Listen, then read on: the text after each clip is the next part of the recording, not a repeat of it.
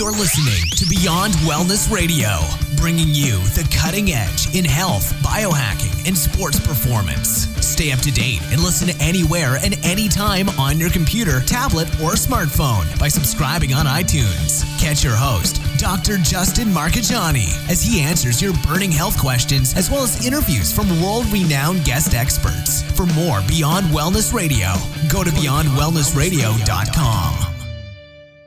Hey there, it's Dr. Justin Marchegiani. Welcome to Beyond Wellness Radio. Feel free and head over to beyondwellnessradio.com where you can access our full podcast transcriptions. While you're there, you can also sign up for our thyroid and female hormone video series. This series goes into the root cause of why your hormones are out of balance. While you're there, you can also schedule a functional medicine consult with Dr. Justin, myself, where we'll dig deeper into the root cause of your health challenges. Feel free and think of sharing this podcast with at least one person. This podcast grows by people sharing it. Sharing is caring. If you can think of one person that can benefit from this information, please feel free and share it. If you're enjoying the podcast, make sure you subscribe on iTunes. You can also click below the video or podcast where you'll see the iTunes review button and leave us a review. You can also sign up for the newsletter at beyondwellnessradio.com where you'll get updates before anyone else. Thank you so much and enjoy the show. Monday down here in Austin, Texas. What's going on over in Louisville? It's pretty. I had the window open, but I had to shut it because there's a bunch of big trucks that drive by, and I wanted a super clean audio today. Nice. Awesome. Well, we got more pertinent clinical information coming out from our patients and from our practice, so more applicable information for everyone at home. And we talked in our pre-show that we wanted to talk about DHEA, dihydroepiandrosterone. Do not confuse that with DHA, the 22-carbon fatty acid in fish oil, known as docosahexaenoic acid. We got all these multi-syllable words here that belong on Jeopardy. So we're going to be talking about the DHEA, the sex hormone precursor, not the fish oil DHA. Yes, sir. All So when we're looking at adrenal cortisol or adrenal stress profile test, this is something that you and I run on every single patient. We're going to see that 24-hour rhythm where we want cortisol to be highest in the morning and we want it to gradually drop to the lowest point of the evening where melatonin can come up and the person can actually go to sleep and feel good. But something that we see every single day is people are going to have a few different things wrong with their adrenal rhythm. So one is going to be that they have high cortisol that's out of the charts, which means that their body's in a super catabolic state and they're in one of the earlier stages of adrenal fatigue where they're trying to start thriving and adapting to this stress. The body's producing excess hormones to deal with the bear that they're running away from, even if that bear is taxes that they haven't paid that they need to pay. And so secondly, what we'll see is that the cortisol is going to be depressed all day, and they're going to be in a later stage of adrenal fatigue where they've waited so long, they've burned the candle at both ends before they've come to work with one of us, that now they have a depressed cortisol all day, and that's a whole nother issue. And then the third piece of the puzzle, what we're going to discuss today, is the DHEA, which I kind of use the analogy of a bodyguard that's going to be anabolic in nature, that's going to protect you from the potentially catabolic effects of cortisol. And a lot of people will have either really high DHEA and their boat is still floating and they can cope with this cortisol, or the DHEA is super tanked out and the cortisol is tanked out as well. And those are some of the worst cases that we'll see. Absolutely. Now, DHEA, if we kind of break hormones into a couple of different categories to keep it simple, hormones typically help your body grow and heal and recover, fight inflammation, and or improve energy. We kind of put all hormones in that category, right? If we look at like progesterone and estrogen, they're helping with growth, right? Cell growth, tissue growth, ideally pregnancy at some point for women. We have sex hormones like testosterone and DHEA, which can be very helpful for men in healing and recovery. And again, we have hormones that are more stress-based hormones, catecholamines, norepinephrine, epinephrine, adrenaline. Again, those are all the same hormones, 3 different names, right? Medicine likes to be confusing like that. And those are helping more with stress responses and to mobilize fuel during a stress response. So if we look at it in 3 categories, it's inflammation, it's cell growth and repair, and it is energy. So when we look at DHEA, that's helping more of the anabolic, the growth side. And as we become more and more stressed, our body prioritizes resources to deal with the stress of right now and hold off the healing of tomorrow. The problem is, if you're constantly stressed, well, tomorrow always keeps on getting put off by one day, and we never quite reach that optimal repair window that we're looking to be in for optimal health. So when we're stressed, we're breaking down faster, right? That's catabolism, or being in a catabolic state, right? It's catastrophic to be in a catabolic state. That's how I remember that. It's not a good thing. So you're breaking down too much, and we want to shift it over. And DHEA is really an important anabolic hormone, and it's a precursor, right? Because it can turn into 7 or 8 different things. It can turn into all 3 estrogens: estrone, estradiol, estriol. It can turn into your progesterone, and it can even turn into andro or androstenedione, and it can even turn into potentially DHT and testosterone. So a lot of different hormones it can go into, and the goal is to help rebuild your body. Yeah, and DHEA drops with age too. So Big time. you and I aren't too old yet. We're the point we're still probably making a lot of DHEA, but I've seen people with 22, 23 years old that have depressed DHEA levels worse than some of the 60-year-olds that we'll look at. So just because you are young doesn't mean that you are going to have that maximum output if your adrenal stress is going to overwhelm that level. Maybe we should talk about some of the symptoms that people may be feeling if they do have some type of adrenal imbalance, which would include low DHEA.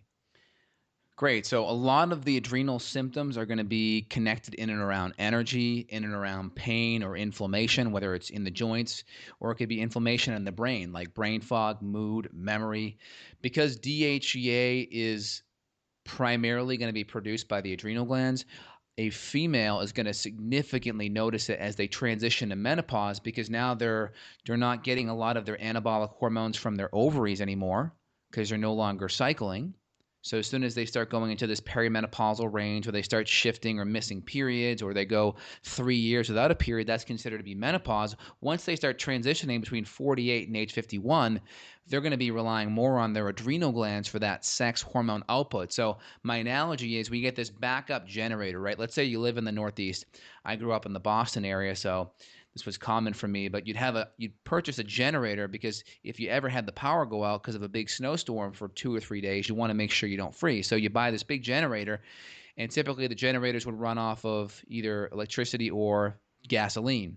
Now, the gas has to be in the tank for that generator to work. So imagine you get this big snowstorm, it hits, and you don't fill that generator up fully with gasoline. Well, now when it comes time to need it and rely on that generator to power your house and to keep the heat going and electricity on, well, it's not going to be there for your needs. So you're going to start having symptoms like maybe lower heat in the house. You may have less electricity. Maybe the TV will flicker.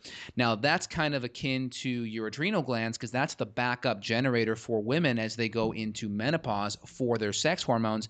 So just like we had a generator that was not fully charged when the snowstorm hit, the snowstorm now is going to be menopause. So when menopause starts happening, that generator, your adrenal glands are more depleted with DHEA. So now when we start to rely more on those adrenals, they aren't going to be there to help us in this stressful transitionary period. And then the symptoms of menopause come on harder, which can be the mood, the hair loss, the skin issues, obviously the hot flashes, fatigue, depression, a whole milieu of symptoms. It could be 20 or 30 going down the line: vaginal dryness, low libido, all of the top 10 or 20 things that we see, weight gain, that all of our patients complain of.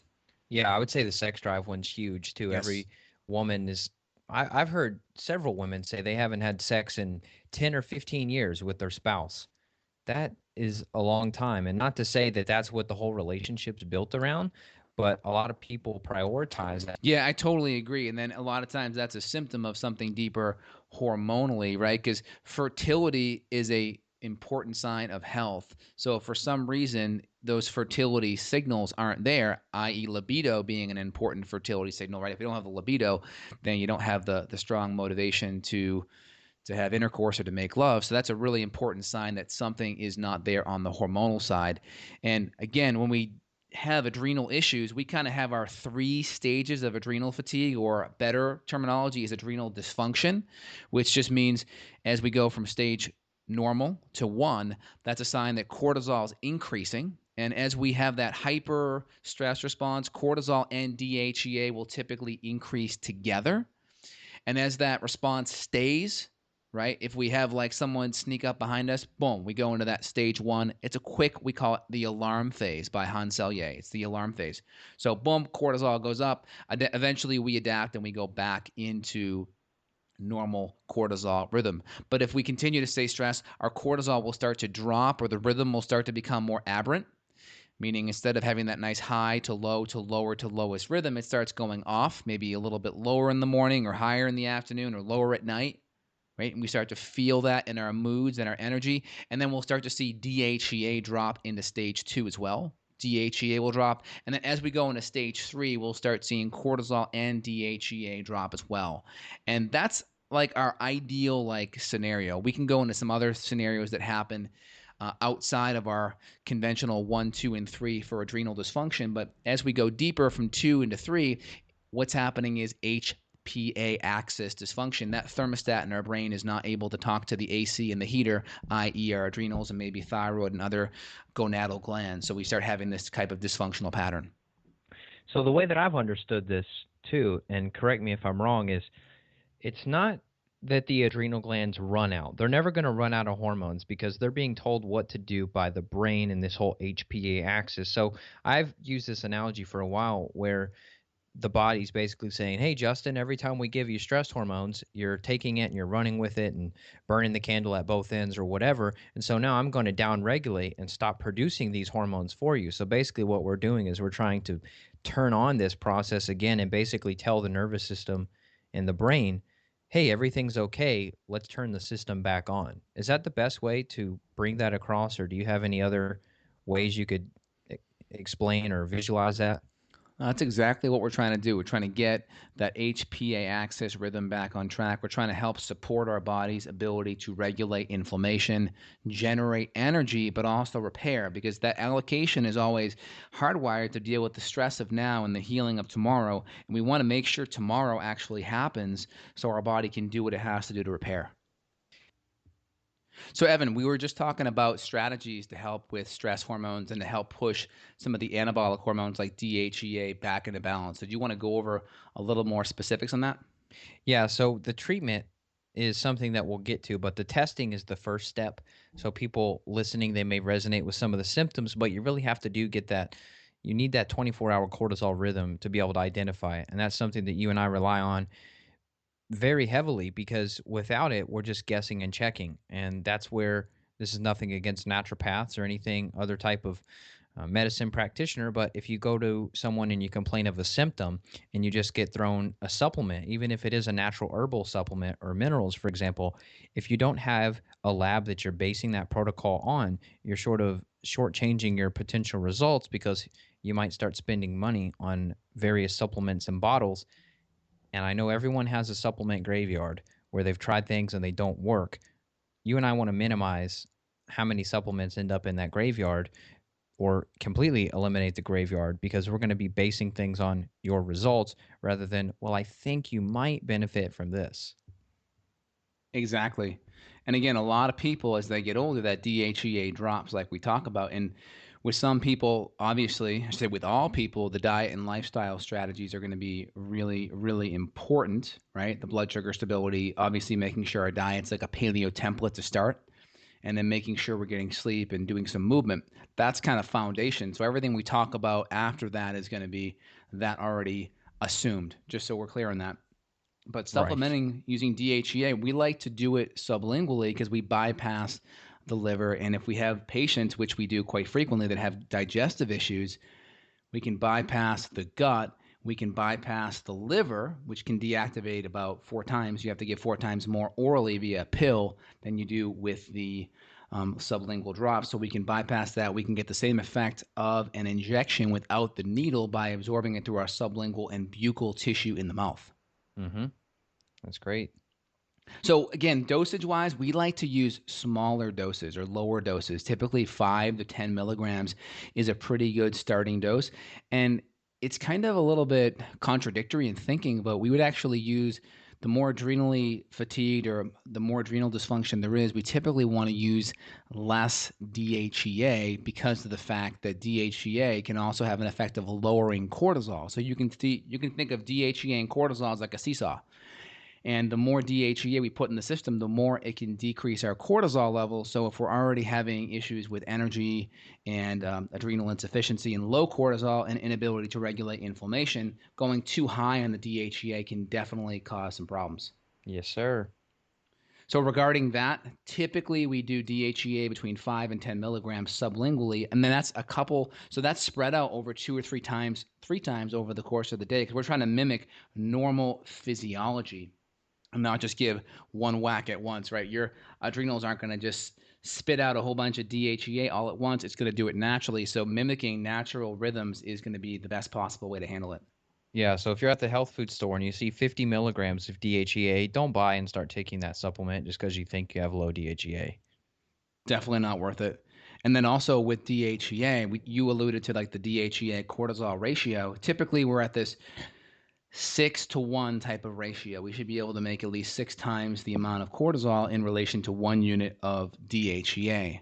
And as we start going above that, like you had a patient, I think this morning, Evan, that was at 30, you said. So if we do the math, they're 5 times more catabolic than anabolic. In other words, in layman terms, that means they're breaking down 5 times faster than their body should be rebuilding and healing. Yeah, and this is actually a guy who's doing CrossFit 3 to 4 times a week, and he's wondering why he can't build muscle. Right. Exactly. And again, there's a lot of stuff out there on DHEA, like not working, like not being good or not being the best thing. There's a lot of factors that go into it, right? Are we using DHEA in conjunction with the right amount of pregnenolone? Are we fixing underlying issues, right? If we just use DHEA like someone uses ibuprofen for a headache, right? Well, that may not be the underlying issue. If you're banging your head every day and you're taking ibuprofen for a headache, well, the underlying cause is banging your head. Now, that's kind of a drastic analogy, but people have underlying analogies like infections or low stomach acid or dysbiosis or SIBO or toxicity issues or food allergens. And that, even though the bang in the head's pretty obvious, it's more subtle with the underneath things, but that may still be in motion and happening every day. So we got to make sure if we're using DHEA and potentially pregnenolone with it, we got to make sure it's being used in conjunction with a comprehensive functional medicine program.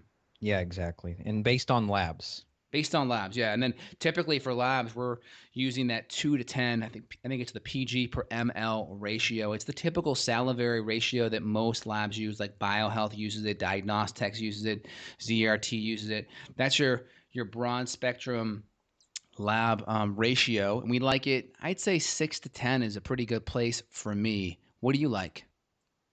What are you saying? For the lab rate, so like for the lab levels on the salivary lab at DHEA-sulfate, what level do you like patients to be at regarding their DHEA? Most people, they feel the best somewhere on the mid to upper end there, closer towards 6, 7, sometimes 8. Definitely not what I saw this morning, which was, I think, a 0.8 DHEA. That was just awfully low, and he can feel it. Wow, you saw someone at a 0.8. Yeah, that's really low. Yeah, and this is the same guy. This is the guy whose cortisol sum was decent. He was like a 28 when we would consider something like 30 or more decent. So he was decent on cortisol, but the DHEA was less than 1 unit. So that's the lowest I've seen. And most people say they feel best, it seems like 5, 6, 7, 8, somewhere in there. And then I've seen some other crazy ones, I'm sure you have too, where DHEA was 20 or 30, just out of the roof. And sometimes I found that these people were just popping DHEA supplements like Skittles. Exactly. And the range that I like for the lab of the DHEA-sulfate, that's the salivary DHEA sulfate. That's looking more at the storage form of DHEA. I like 6 to 10, and that's a NG per ml, nanograms per milliliter. Mm-hmm. Okay, and then in the lab range, like some of the blood labs, they're a little bit different for the blood labs. We typically like in the 200s for the blood lab. I'll pull up my template that I typically use with most patients here in a sec. Any other comments on the salivary labs, the salivary lab ranges? No. Got it. Yeah, so looking at the blood labs are a little bit different when we look at the blood, so the reference range may be a tiny bit different here. Our blood labs, we're typically going to be looking at DHEA-sulfate.